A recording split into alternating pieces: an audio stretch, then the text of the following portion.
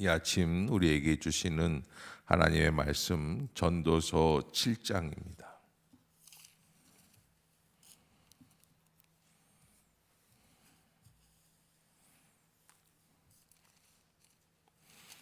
전도서 7장 1절부터 한 절씩 교독하도록 하겠습니다. 좋은 이름이 좋은 기름보다 낫고 죽는 날이 출생하는 날보다 나으며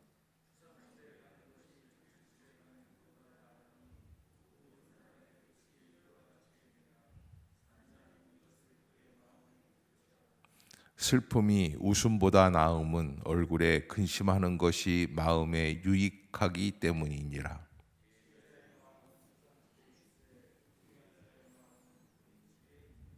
지혜로운 사람의 책망을 듣는 것이 우매한 자들의 노래를 듣는 것보다 나으니라.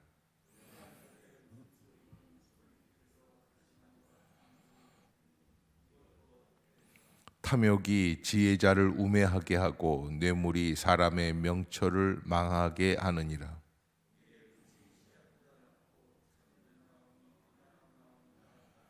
급한 마음으로 노를 바라지 말라. 노는 우매한 자들의 품에 머무름이니라.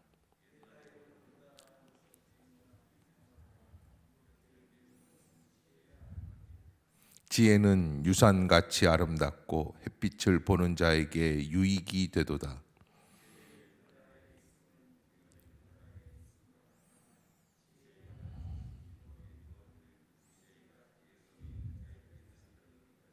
하나님께서 행하시는 일을 보라. 하나님께서 굽게 하신 것을 누가 능히 곧게 하겠느냐.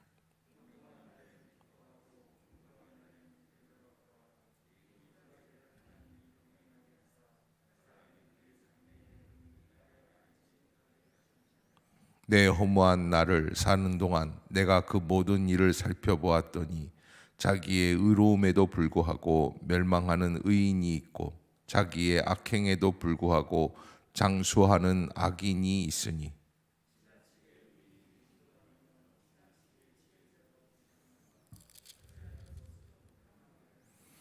지나치게 악인이 되지도 말며 지나치게 우매한 자도 되지 말라. 어찌하여 기한 전에 죽으려고 하느냐.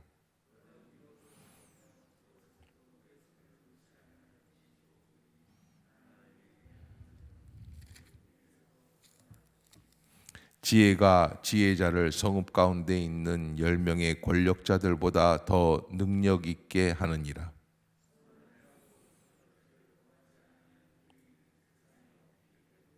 또한 사람들이 하는 모든 말에 내 마음을 두지 말라. 그리하면 내 종이 너를 저주하는 것을 듣지 아니하리라.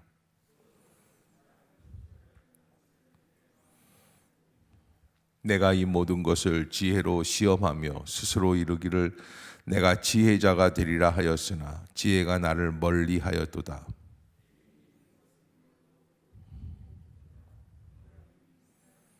내가 돌이켜 전심으로 지혜와 명철을 살피고 연구하여 악한 것이 얼마나 어리석은 것이요 어리석은 것이 얼마나 미친 것인 줄을 알고자 하였더니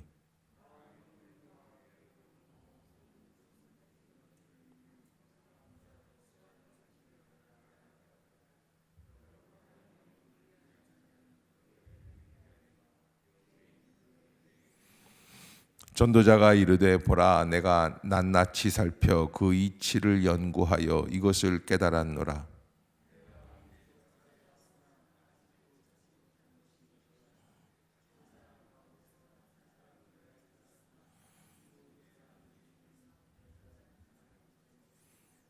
함께 보겠습니다. 내가 깨달은 것은 오직 이것이라. 곧 하나님은 사람을 정직하게 지으셨으나 사람이 많은 꾀를 낸 것이니라. 아멘. 할렐루야. 이 아침 주의 전을 찾으신 여러분들에게 하나님의 은혜와 평강이 함께 하시기를 축복합니다. 오늘 전도서 7장의 특징이 있다면 무엇가 무엇보다 낫다라는 말들이 여러 번 나온다는 그런 내용이죠.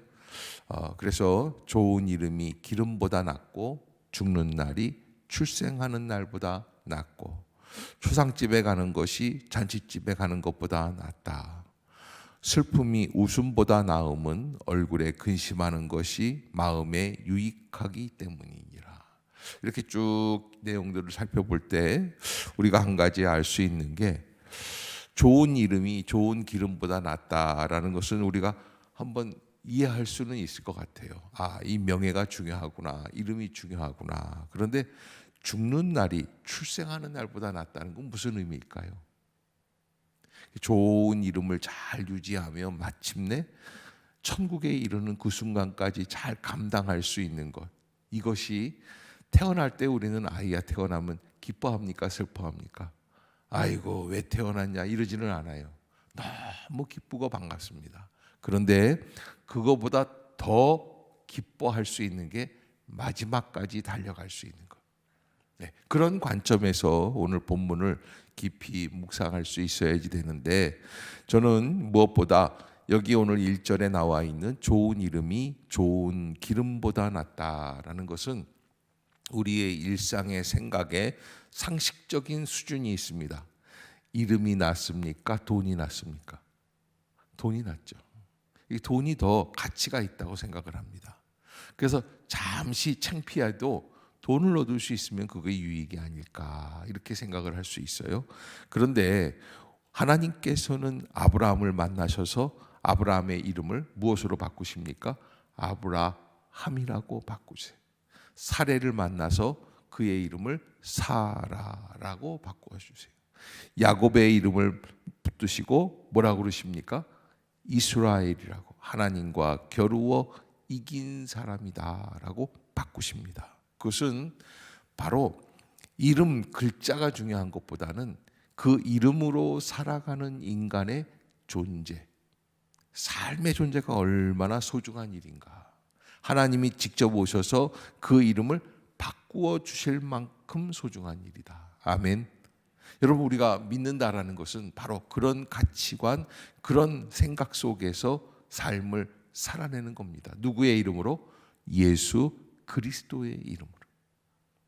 우리가 우리의 삶을 살아갈 때 나는 누구의 이름으로 살아가는가? 나는 무엇 때문에 믿는가?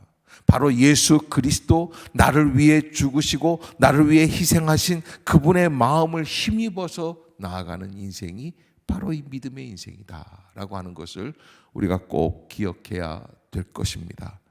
한 번은 예수님께서 나사로의 집에 들어가셨는데, 그때 마리아가 향유 한 옥합을 가지고 와서 발에 붓고 깨뜨렸습니다. 그리고 자기의 머리털로 그 발을 씻겨 드립니다. 그때 많은 사람들이 그렇게 힐난합니다. 아니 300데나리온, 우리로 지금 치면은 뭐 한 3천만 원이 넘는 돈이라고 할 수 있어요. 그런데 이 돈을 왜 이렇게 발에다가 허비하느냐? 그런데 예수님께서 말씀을 하시죠. 뭐라 그래요? 놔둬라. 이 여인이 나의 장례를 미리 치루었다라는 이야기를 해주세요. 나의 장례를 미리 예비하였다. 그리고 내 복음이 전파되는 곳에 이 여인의 이름도 함께 전파될 것이다. 그때 그가 쏟았던 그 향유, 그건 향유는 기름이거든요. 그런데 그 여인은 300데나리온의 기름보다는 더 소중한 게 무엇입니까? 예수 그리스도를 믿는 믿음이라는 거예요. 우리는 그 이름을 어떻게 생각하고 있는가? 내가 예수를 통해서 구원받았다는 성도라고 하는 이름을 어떻게 생각하고 있는가? 무엇보다 더 소중하다고 생각하는가? 적당히 타협하고 살아간다고 생각하는가? 하는 것을 볼 수 있어야만 합니다. 그래서 이런 관점에서 볼 때에 초상집에 가는 것이 잔치집에 가는 것보다 낫고, 그리고 슬픔이 웃음보다 낫고, 얼굴에 근심하는 것이 마음에 우리에게 인생이 꽤 유익하다라는 거예요. 지혜자의 마음은 초상집에 있지만 우매한 자의 마음은 어디에 있어요? 이 유대인들은 혼인잔치를 굉장히 성대하게 합니다. 약 한 일주일 정도, 심한 집은 뭐 2주간 이렇게 그냥 먹고 놉니다. 춤을 춥니다. 포도주를 마십니다. 그 얼마나 기쁜 일인지 알 수 없어요. 직업이 없고 돈이 없어도 그 집에 들어가면 함께 놀 수 있습니다. 핑계가 있습니다. 뭐예요? 아무개가 결혼했대. 그래서 함께 즐거워할 수 있습니다. 그런데 그 반대로 초상집에 가는 거는 어떻습니까? 그거는 힘이 들어요. 도와줘야지 돼요. 위로해야지 돼요. 슬픔을 함께 나눠야지 돼요. 그를 격려해야지 돼요. 분위기가 우중충해요. 냄새가 났어요. 예전에는 여러 가지 일들이 많이 있습니다. 그런데 그게 초상집에 가는 것이 잔치집에 가는 것보다 더 유익하다고 말을 할 수 있을까? 우리는 직감적으로 감각적으로 따질 때는 어디에 가는 게 더 유익합니까? 잔치집 가는 것이 훨씬 유익합니다. 그런데 인생이라는 것은 그렇게 내 좋은 대로 꽃감을 빼먹기 시작하면 나중에는 어떤 꽃감만 남을까요? 예, 맛없는 꽃감만 남게 돼 있다는 거예요. 그것을 깊이 묵상할 수 있어야지 돼요. 8절에서 다시 한번 우리에게 이야기를 하는데 일의 끝이 무엇보다 낫고 시작보다 낫다. 그러니까 마지막까지 최선을 다해서 달려가는 거에 최선을 다하라. 그래서 우리나라 사람들은 새해가 되면은 뭐 보러 갑니까? 일출. 동해안에 이제 해 뜨는 걸 보러 갑니다. 왜? 시작하는 거기 때문에. 그러나 외국 사람들은 일몰, 선셋이라고 그러죠. 이 노을이 지는 것을 굉장히 중요하게 생각해요. 그래서 석양이 아름답게 지는 그런 바다 해안가를 굉장히 이렇게 좋아하는 그런 성향이 있다고 그럽니다. 그만큼 우리는 마지막을 어떻게 감당해야 할까에 대해서 시작은 얼마든지 할 수 있습니다. 그런데 우리나라 이 정치 현실을 보면 우리나라는 저 사람이 어느 정당에 소속되어 있었는지를 잘 가늠을 할 수가 없어요. 오늘은 이 정당에 갔다가 내일은 저 정당으로 갔다가 다시 또 왔다가 또 들어갔다가, 이거는 굉장히 마지막까지 최선을 다해서 마무리를 잘 하겠다는 마음보다는 오히려 하루하루를 급급하게 유지해내려고 하는 그런 인간의 모습을 볼 수가 있습니다. 그러기에 우리가 그런 면에서 우리의 인생이 정치판과 같이 돌아가지 아니하도록 예수 그리스도의 마음을 가지고 끝까지 달려갈 수 있는 믿음의 성도들이 다 될 수 있기를 바라겠습니다. 여기 오늘 본문에 한 가지 좀 약간 독특한 문장이 하나 나와요.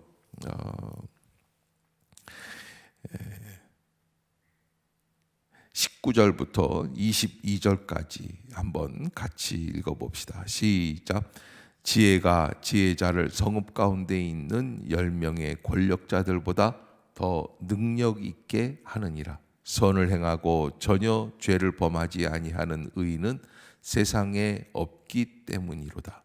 또한 사람들이 하는 모든 말에 내 마음을 두지 말라. 그리하면 내 종이 너를 저주하는 것을 듣지 아니하리라. 너도 가끔 사람을 저주하였다는 것을 내 마음도 알고 있느니라. 아멘. 진정한 지혜는 뭐예요? 권력보다 우리의 인생을 탄탄하게 말할 수 있어요. 여러분, 이 지혜라는 것, 권력보다 더 강력한 지혜는 뭘까요? 저는 예수 그리스도의 은혜 안에서 믿음 속에서 주시는 평안이라고 믿습니다. 여러분들이 꼭 잊지 마시고 깊은 통찰력을 믿음 안에서 세워나갈 수 있는 그런 노력을 한번 해볼 수 있기를 바랍니다. 주님이 우리에게 주신 믿음이 있어요. 이 믿음은 어떤 믿음입니까? 오직 믿음으로만 구원에 이르게 하는 믿음이에요. 그런데 이 믿음은 죽을 때만 소용이 있는 것 같아요. 천국으로 들어가게 하기 때문에. 그러나 이 세상을 살아가는 일에도 이 믿음은 우리에게 절대적인 은혜를 줄 수 있는 능력인 줄로 믿습니다. 복음에는 하나님의 의가 나타나서 믿음으로 믿음에 이르게 한다라는 말씀이 있지 않습니까? 그러기에 우리가 하나님 앞에서 진정한 지혜. 그래서 여러분, 누가 내 말을 함부로 판단하고 평가하면 그래서 기분이 나쁘죠. 그러나 여러분, 또한 사람들이 하는 모든 말에 내 마음을 두지 말라. 이게 지혜예요. 그러나 사람들이 나를 막 판단할 때는 조심하기는 해야 합니다. 그러나 그것을 너무 마음에 세세하게 두고 있으면 22절에 뭐라고 그러냐면 너도 가끔은 사람을 저주하였다는 것을 내 마음도 알고 있느니라. 여러분, 제가 지난주에 요한복음 21장에서 베드로가 예수님을 3번 부인하였지만 예수님은 다시 베드로를 만나 주시고 거기에 내 양을 먹이라, 내 양을 치라 라고 하는 수익권을 베드로에게 다시 허락해 주시는 모습을 보게 됩니다. 자기를 저주한 제자인데도 불구하고 그를 다시 포용해서 그에게 살 길을 열어주는 예수 그리스도의 은혜를 보게 됩니다. 만약에 우리가 직감적으로 그를 판단한다면 베드로는 더 이상 예수님의 제자 그룹에 있으면 안 되는 사람이에요. 그러나 예수님은 그것을 넘어가십니다. 왜? 인간은 누구나 실수할 수 있는 존재라는 것을 이해해 주시기 때문에 그래요. 그래서 그 일 다음에 사도행전 2장으로 넘어가면 베드로가 오순절 마가다락방에서 성령의 은혜를 받고 설교하는데 그 설교 시간에 어떠한 일이 벌어집니까? 한 번에 3,000명이 회개하는 놀라운 기적이 일어나요. 그러니까 사실 사도행전 2장에서 그 놀라운 기적 앞에서 베드로는 겸손할 수밖에 없어요. 왜 그렇습니까? 자기는 예수님을 3번 부인하고 예수님께 용서받고 나온 사람이기 때문에 그래요. 우리가 뭔가를 해놓고서는 그 행한 것 때문에 내가 즐거워하고 야, 이거 다 내 이름으로 한 거야, 내 능력이야 착각할 때가 있습니다. 그거는 진정한 지혜를 알 수 있는 사람이 아니에요. 여러분, 그러기에 교회 안에서 무슨 일을 행하든지 어떤 부서를 부흥시키든지 무슨 직책을 감당하든지 자기가 하는 것이 아니라 누가 합니까? 내 안에 계시는 그리스도께서 감당하시는 거예요. 특별히 교회는요, 교회를 사랑하시는 성령 하나님의 온전하신 역사가 있어요. 그래서 가만 보면 내가 하는 것 같은데 내가 하는 게 아니에요. 이삭의 아들 야곱이 밤새도록 주의 사자와 붙들고 기도하고 씨름했습니다. 마침내 이름을 이스라엘이라고 바꾸었습니다. 그 순간 이 야곱이 얼마나 자랑스러웠겠어요. 봐라, 나는 이런 집념이 있고 끈질긴 인내가 있다. 나는 마침내 무엇인가를 이루어 나갈 것이다. 그러나 그 뒤로부터 이제 수십 년이 지나서 야곱이 죽는 날이 있습니다. 138세인가요? 그렇게 죽어요. 근데 그때 내가 이렇게 생각하면 그 마지막 순간에는 인생의 참된 진리가 보인다는 거예요. 야곱이 느끼는 게 있을 거예요. 어떤 걸 느낄까요? 내가 씨름해서 얻은 게 아니라는 걸 느꼈을 거예요. 하나님이 주시는 전적인 은혜였구나. 내가 발버둥 쳤지만, 내가 붙잡았지만, 제가 깊이 깨닫고 보면 하나님이 나에게 기회를 주신 거예요. 여러분, 우리가 오늘을 살아갈 때 우리에게 주시는 하나님의 축복이 이미 다 있습니다. 그런데 깊이 생각하지 못하면 축복이 저주가 됩니다. 감사와 은혜가 아니라 저주와 고난, 괴로움이 되는 거예요. 그러기에 우리가 하나님께서 내게 주신 예수의 십자가의 은혜를 통한 축복은 무엇인가 깊이 묵상할 수 있도록. 내가 사람에게 잘해야 사람의 마음을 얻을 수 있습니다. 그러나 사람에게만 잘하는 사람은 그 깊은 은혜를 알 수 없는 사람이에요. 사실은 하나님이 허락하시지 않으면 누구의 마음도 얻을 수 없기 때문에 그래요. 그러기에 지혜로운 사람은 어떻게 할까요? 하나님을 바라보고 또 그 하나님을 통하여 얻은 은혜를 통해서 어떻게 합니까? 이웃과 나눠가는 사람. 아멘. 아멘. 이게 참된 지혜예요. 우리가 하나님 앞에서 합당한 모습으로 살아가는 것이죠. 여기 오늘 26절에는 아주 의미 깊은 이야기를 하고 있어요. 26절 시작. 마음은 올무와 금을 같고 손은 포승 같은 여인은 사망보다 더 쓰다는 사실을 내가 알아내었도다. 그러므로 하나님을 기쁘게 하는 자는 그 여인을 피하려니와 죄인은 그 여인에게 붙잡히리로다. 아멘.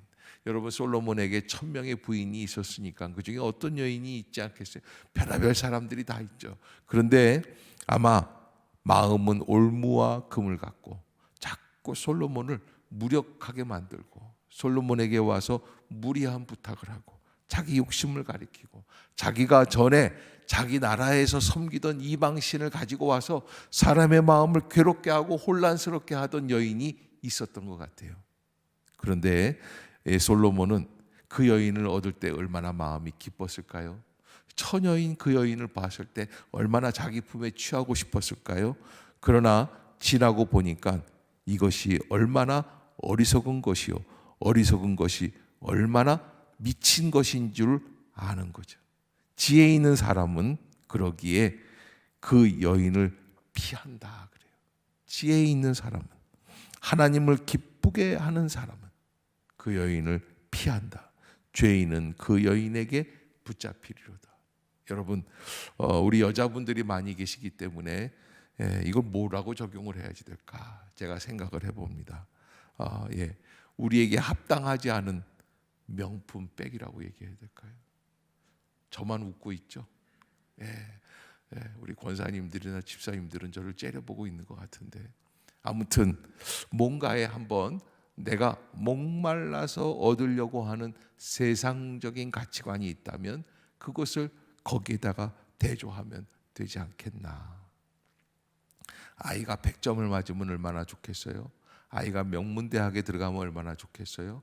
아이가 부잣집 딸과 결혼하면 얼마나 좋겠어요? 아이가 잘 되는 게 얼마나 좋겠어요? 그러나 하나님을 기쁘시게 하는 자는 그러한 것에 너무 마음을 쓰지 않는다는 것, 여러분들이 꼭 잊지 마시기를 바랍니다. 우리가 출세하는 것, 부를 축적하는 것이 나쁘다는 얘기가 아닙니다.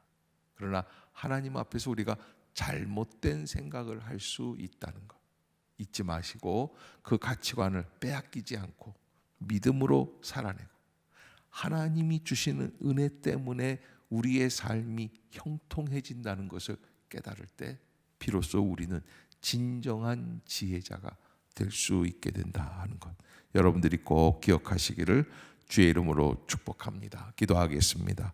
사랑의 하나님,